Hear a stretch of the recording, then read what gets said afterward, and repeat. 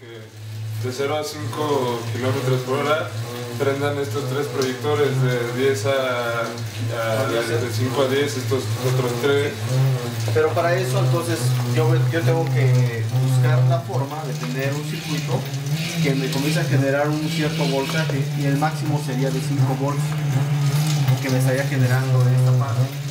Si yo por ejemplo voy desde 0, está detenido, y voy subiendo, incrementando hasta 5 volts como máximo, ese voltaje yo lo puedo meter directamente a mi Arduino. Y el Arduino, a partir de esos rangos que yo tenga desde 0 hasta 5 volts, yo puedo decirle, ¿sabes qué? Cuando estés de 0 a 1 volt, dame el encendido de una de las máquinas, ¿no? De 0 a 1, de 1 a 2 volts, me enciendes otra. A ver, pedaleale tantito. Otra todavía. Y así podrás estar encendiendo diferentes, ¿no?